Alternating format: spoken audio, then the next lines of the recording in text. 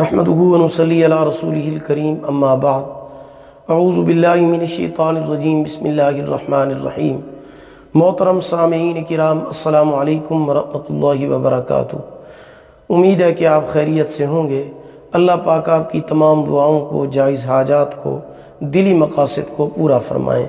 आमीन सुम्मा आमीन या रब्बल आलमीन। आज हम बात करेंगे ख्वाब में गुम होने के हवाले से। इसकी मुख्तलिफ सूरतें हैं और उनकी मुख्तलिफ ताबीरें हैं। माहिर ताबीर हज़रत मोहम्मद इब्न सीरीन रहमतुल्लाह ताला अलैह फरमाते हैं कि अगर कोई इंसान ख्वाब में देखे कि वो गुम हो गया है तो ये नुकसान हो जाने की अलामत है, सदका करना चाहिए। और अगर कोई इंसान ख्वाब में देखे कि उसके घर वालों में से कोई एक गुम हो गया है तो ये भी परेशानी और नुकसान की अलामत है।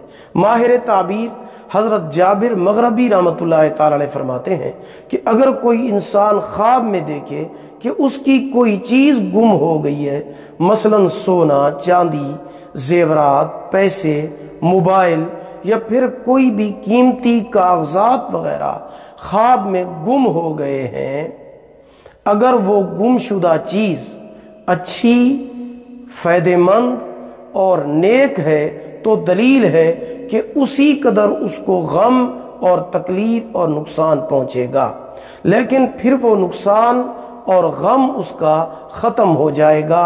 सदका भी करना चाहिए, इस्तिग़फ़ार पढ़ना चाहिए। सदका आने वाली मुसीबतों को टाल देता है।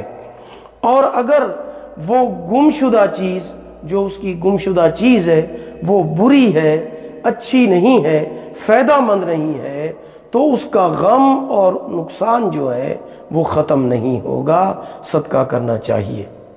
अगर आपको हमारी ये वीडियो पसंद आई हो, लाइक करें, सदका जारिया समझकर शेयर करें। चैनल पर न्यू हैं सब्सक्राइब करें, साथ लगे हुए घंटी के निशान पर क्लिक करें ताकि हमारी नई वीडियो की अपडेट सबसे पहले आपको मिल सके। अगर आप हमसे ऑनलाइन कुरान मजीद पढ़ना चाहते हैं या अपने बच्चों को पढ़ाना चाहते हैं, हमारा व्हाट्सएप नंबर आपकी स्क्रीन पर मौजूद है। अल्लाह पाक आपके हामी व नासिर हूँ। आखिर दावाना अनिल हम्दुलिल्लाहि रब्बिल आलमीन।